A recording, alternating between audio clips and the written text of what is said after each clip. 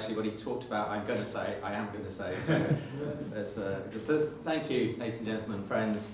I will talk for about 25 minutes. We'll have a chat, we'll have some questions and answers, and then I'd love to listen, if we have a break afterwards, to what's going on in the world of education in your parts of the world. On the 15th of July, the Met Office here in the UK issued the first ever red extreme heat warning for parts of the UK, with temperatures forecast to soar to 40 degrees. And sure enough, in the following days, they hit those forecasts. On that same day, Sri Lanka swore in an acting president, following weeks of unrest and mass protests over fuel and food shortages. ONS data on that very same day showed that COVID cases here in the UK had jumped 30% on the week before, the latest statistic in more than 2 years of pandemic disruption, uncertainty and anxiety. Also on that day, it was reported that a British aid worker captured by Russian-backed separatists in Ukraine had died in detention.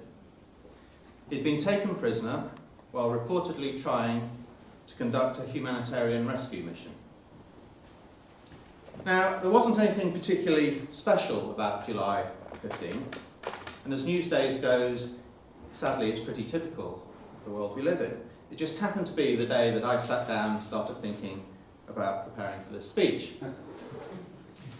And at first glance, these events appear to be a little bit random and have not a lot in common. But with the topic of today's talk in my mind, the links between them started to be stark to me. Because I think they represent some of the fundamental security threats that we face today as a global community. Climate change, pandemic illness, and a breakdown in social cohesion caused by political, economic and social polarisation. So as you know, also this month, but not on the 15th, I became the Chancellor of the University of Reading, and I've just presided over my first degree ceremonies. So with a background as a businessman and an entrepreneur, and I feel a little bit of a fraud coming here to talk about academia with you guys, but you may wonder what's interested me in such a role and in looking at higher education and working with higher educationalists. And what's always driven me, though, is what I continue to thrive on, is finding winning ideas to improve lives and then working on them until the rest of the world catches on and starts to do them. And that really is the mission that I think the universities share. Now, more than 15 years ago, in the early days of developing Ella's Kitchen, which you just heard about, I worked extensively with the University of Reading on product development, and I've maintained my relationship with them ever since. And Ella's Kitchen has always been a mission-led and a purpose-driven and a people-centred organisations, and I found there pretty much exactly the same values that the University of Reading shares. The university itself has a worldwide reputation for exceptional research, for knowledge and expertise that offer solutions to many of the world's critical challenges. And it too is people-centric, and it's committed to educating and skilling our young people. It is also driven by care for the environment and a deep-rooted understanding of the links between sustainability, health and security. And I'm very proud that the strikes, the climate change strikes, have come out of Reading University. So, for me, as a fervent believer that children and young people should be at the heart of all policy making and social development, and the critical role of education in that mission, I was excited that I could be an ambassador for this work and a guardian of the university's values and a challenger to grasp the tremendous opportunities that universities bring and a voice for the amazing diverse community that Reading has. And as that university approaches its 100th anniversary in 2026, I want to make my contribution to its culture that we can believe that the world can be a better place. What role then, coming to today, does education have in addressing the serious systemic challenges that the world faces? In particular, how can universities help the cause of Commonwealth and global security? It's the challenge that Sunny left me. Particularly as we know that universities are bundles of contradiction, really. They have pioneering, cutting-edge knowledge, yet they have anachronistic rituals and traditions, many borrowed outside of the UK from the UK. They have these distant ivory towers that are actually tackling real-world, immediate, dirty problems. And when you ask people what universities do, many, if not most, will think of teaching, usually 18 to 21-year-olds, who have come directly from school. And the fundamental role of educator is obviously critical, but universities bring more value both to individuals and societies than that, around the development of knowledge, the shaping of cultural and social values, and creating links across boundaries. In doing this over hundreds of years, universities have had to adapt to the needs and experiences of ever-changing societies, whilst holding true to the core of a largely enlightenment-based values at their conceptual heart. And it is here that we come to the core of what I want to talk about, exploring the application of those Enlightenment values in a modern 21st century context. What lessons universities might hold for the Commonwealth and the role of education within it to address issues of increasing ideological, social and economic polarisation and the implications of that on the health of both people and our planet. So through my time in business, I've learned that trust lies at the very heart of human society, and that to deliver and keep trust, you need common values, you need credible competencies, and you need a vision of where we're going. And the core of these common values that we take for granted, particularly in a university setting, often goes back to the Enlightenment values of more than 300 years ago of empiricism, of scepticism, liberalism, and individualism, all new concepts back in the 1700s. And that world, back then, of course, was far from equal. Enlightenment society and the concepts that defined it were white, they were European, and they were male-centred. And to my mind, one of the biggest triumphs of those values now has been in their increasing expansion beyond that traditionally privileged group, in theory at least, and moving forward year by year. And what I believe lies at the heart of so much of the insecurity that we're experiencing today is in the growing threats to those fundamental values and the progress to their universal application and the threats to that progress beyond that privileged elite, and the increased sense of instability that this creates. Fundamentally, one of the critical building blocks of trust, namely common values, is being dangerously eroded. So in thinking about how we tackle this existential problem, the Commonwealth is a truly unique and powerful model. From old, outdated ties to empire, it has created a global, voluntary alliance, bound by a commitment to work together to build a shared and ever-developing set of social, ethical and political values. And within that alliance, the Council for Education in the Commonwealth is an important advocate for the role of that education and how universities can exist within that and have child-centred policies and encourage them by government in addressing the polarisation and insecurity that I just spoke about. But how do they do that? How do universities across the Commonwealth begin that? And that's what I'd like to talk about at the heart of my talk. So I think there's three tasks which, if we succeed, can truly transform our shared future that universities have a responsibility for putting out to the world. One is in equipping young people for the future.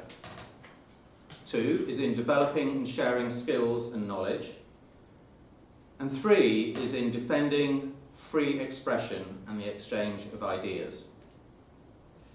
So let me first turn to the first point, equipping young people.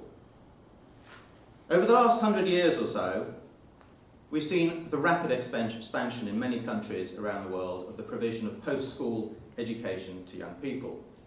Growing access to tertiary education is obviously necessary in the development of information-based economies, but it's critical to the growth of embedding a fair, merit-based society. And this in turn is a prerequisite for building a post-polarisation society and breaking down the silos that we found exist. So this growth, hand in hand with the expansion of a market-driven, winner-takes-all theory of economics that we seem to have, has brought challenges. With the increasing marketisation of education and the conceptualisation of the student first and foremost as a consumer, we've increasingly framed universities around the economic and the vocational value of education that they can provide to the individual. And obviously, clearly, a good career and a safe financial future are the building blocks for stability and security. But seeking to achieve this, we must not lose sight of the role universities have in a much broader set of skills needed to overcome things like the fake news era. And namely, that's evidence-based analysis and independent thinking. Very much in the spirit of Enlightenment, empiricism and scepticism. The primary role of education is not to teach facts and figures or prepare people for particular jobs. It's to teach our young people the skills necessary for evidence-based, fair and independent thought. And this can be taught in any fields, from philosophy to physics, economics to entrepreneurship, literature or law. We must also stand for and pass on the egalitarian nature of our shared values, so that no gender or creed or sexuality or national identity has a monopoly on thought, or the greater right to shape and grow ideas. On the contrary, it's only in opening ourselves up to the ideas of others, in respect for others' lived experience, and to the intellectual strength that diversity brings, that we can truly consider ourselves independent thinkers. So to do this, universities must champion intellectual honesty and transparency. Throughout history, universities have had, at the very least, benefited from, and at worst, been apologists for and active supporters of oppression and inequality. So to be true moral and intellectual leaders now, we must face up to the legacy, honestly and willingly, of this past. And the process of decolonising the curriculum is an important part of this. But another example comes, I know, from the University of Reading. So in the wake of the murder of George Floyd, social media was awash, not just with thoughts and prayers, but in self-serving, self-congratulatory back-patting. And Reading stood apart, I think. Yes, there was sympathy, you see, and yes, there was condemnation. But our Vice-Chancellor, Robert van der Noort, and his senior team were also honest, and they held a mirror up to themselves and admitted that they too had progress to make. Robert launched the university's Race Equality Review, led by Deputy Vice-Chancellor Paveen Yaqub. And this was first and foremost an exercise in listening to the real and the unvarnished lives and lived truths of black and ethnic minority staff and students across our university. And it was a genuinely reflective and non-defensive exercise in self-evaluation, and it's led to a raft of recommendations that the university has now implemented or in the process of implementing. So universities are powerful transition points for young people and have a role in helping support them to become constructive members of our community and the wider world. And to do so, we must live as universities as well as teach our values. So that brings me to my second task, developing and sharing skills, knowledge and resources. As we know, but perhaps the wider public does not know, universities are homes of research, innovation and the ongoing development of knowledge. It was to the University of Reading, with its extensive food and nutrition skills, that I turned in my early days of Ella's Kitchen. But it is also true that universities can be inward-looking and slow to change and out of touch with the communities that surround them. Development of knowledge for its own sake is important. I've always been a hugely vocal advocate for the power of curiosity. But knowledge is at its most powerful when it has an impact beyond academia, and even ideally when it is co-created by the communities from which it comes out of. Thank you. Ideas are developed through exchange, discussion, debate, and reassessment. The old Enlightenment ideas are based on the false notion, back then, that Europe alone had achieved these universal truths.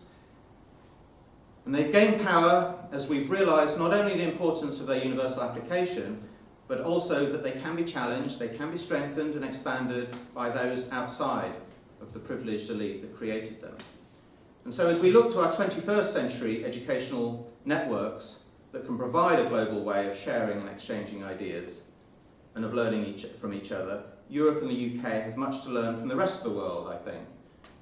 For example, about the difficult process of truth and reconciliation being undertaken by many of our Commonwealth friends. What this points to is the power of transnational education. Universities are often diverse and multicultural places, but by cooperating internationally, not just on research, but in the business of sharing ideas, we expose ourselves and the young people we teach to more than we might otherwise see in our home country. This sharing of knowledge across national and cultural boundaries has many benefits. Problems like climate change and pandemic illness do not observe national boundaries. So our solutions, too, must be without boundary. No one nation, people or political party can solve these issues alone. But there are so many institutional, political and economic and ideological barriers to genuine cross-border cooperation and to planning beyond the immediate political cycle. But universities can tackle these, and universities have a critical role in overcoming them and facilitating transnational cross-cultural exchanges of knowledge and expertise, in particular with those whose need is greatest but whose power and influence may be most limited. So then, beyond the practical sharing of knowledge, however, is the global sharing of values, about which I've been speaking. Repression thrives through lies and misconception, through victimization and othering, through propaganda and false information. There are so many authoritarian regimes today that rely on the control of knowledge and the role it plays in shaping social and political values. The voice of opposition to this must come from universities, working with civic society and businesses across borders to call out injustice and stand up for the open sharing of knowledge and ideas. As Russian writer and Soviet dissident Alexander Solzhenitsyn observed in his essay against the Soviet state, which was called Live Not by Lies, he wrote, "You will not be the first to take this path, but will join those who have already taken it. This path will be easier and shorter for all of us if we take it by mutual efforts and in close rank. If there are thousands of us, they will not be able to do anything. If there are tens of thousands of us, then we would not even recognise our country."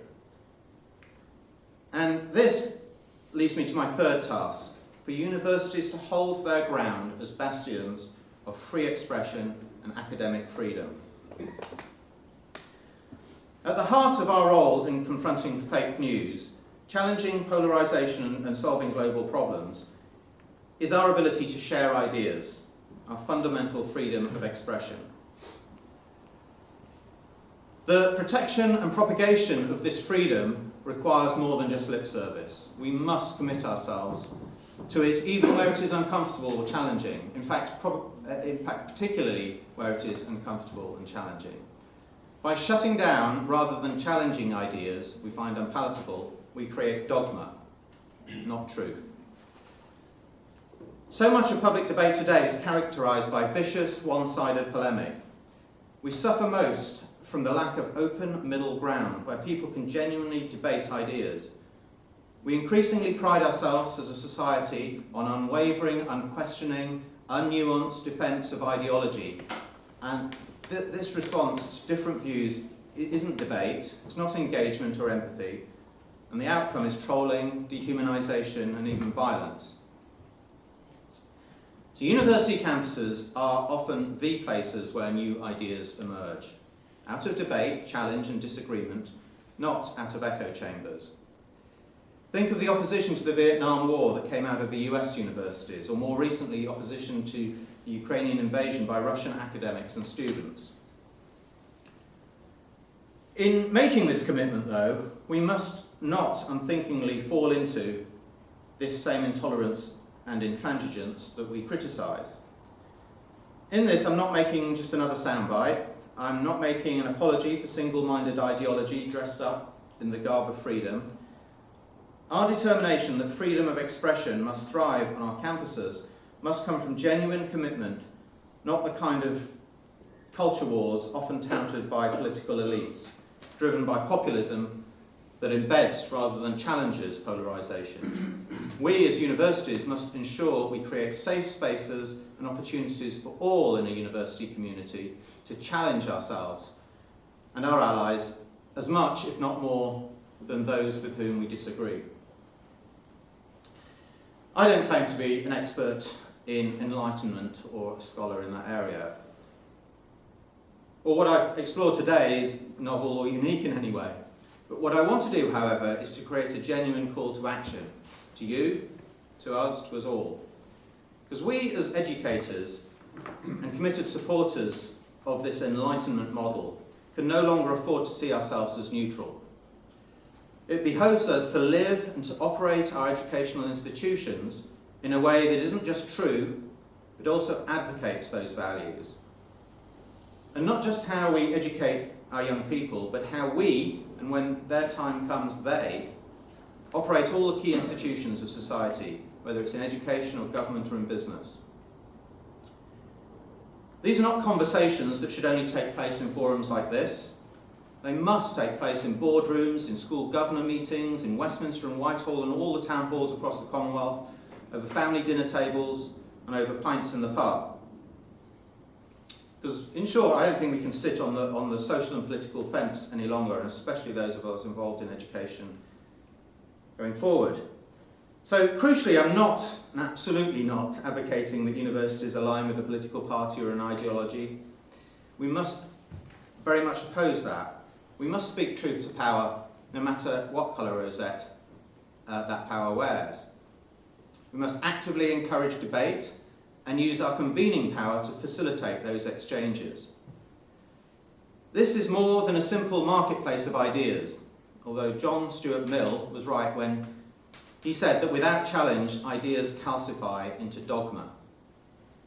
We must openly, actively, and forcefully advocate for the application of these ideals in all fields of human endeavour. And we must educate the leaders, the entrepreneurs, the artists, the philosophers, the teachers, the global citizens, all our students today, those people of tomorrow, to do the same. So, my three pillars that universities have a primary responsibility to build and maintain in order to support a more secure world are equipping young people for the future, developing and sharing skills and knowledge, and defending freedom of expression and exchange of ideas. I think each one of them can then be wrapped into a broader responsibility to encourage, to extend and build confidence in the spirit of youth and all that has to offer. In saying that, I'm reminded of a speech of my political hero, Robert F. Kennedy. And he delivered this speech in what is now a Commonwealth University in Cape Town in 1966, when he reflected on solving the problems of the world in his time. And part of that speech included these words. He said, "Our answer to the world's hope is to rely on youth. The cruelties and obstacles of this swiftly changing planet will not yield to obsolete dogmas and outworn slogans. It cannot be moved by those who cling to a present which is already dying, who prefer the illusion of security to the excitement and danger which comes with even the most peaceful of progress. This world demands the qualities of youth. Not a time of life, but a state of mind, a temper of the will, a quality of the imagination, a predominance of courage over timidity, and an appetite for adventure over the life of ease. I think that's what we as educators and those of us that have the privilege to work at universities should do our utmost to encourage. So I said at the start of this talk, I was honoured to be installed as the University of Reading's new Chancellor last week, and I gave my first Chancellor's speeches at the graduation ceremonies. And perhaps it's worth closing here with the advice that I gave to the young graduates that day, because I think it's advice that each of us should seriously think deeply about when we look and try and find our own spirit of youth. And ask ourselves, can we find that newer world that we're encouraging our young graduates to forge?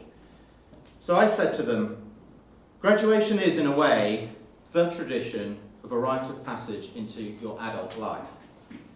But I would implore you to hold on to some of your childhood. Don't leave it all behind as you walk out these doors and look forward. Nurture that childlike sense of imagination, of free thinking, of curiosity and self-confidence that has got you this far, because it will get you so much further. So I said, as you leave this great hall and this great university and continue on your own journey, do remember to keep that spirit of youth that saw you through your time at school and your days at university. Use it to question absolutely everything. To stop you conforming simply for the sake of conforming. And to keep a sense of playfulness in your life. And above all, to keep you, the graduates, and you guys, you. So we as educators can help to build communities, businesses and societies that are richer in ideas, opportunity and compassion. And we can start doing so in our universities. We can begin to put long-term social good over short-term profits and challenge governments and businesses to do the same. And we can redefine our shared goals with humanity at its centre. And most importantly of all, we can equip our young people to build the world that is ultimately only limited by their imagination. Thank you very much.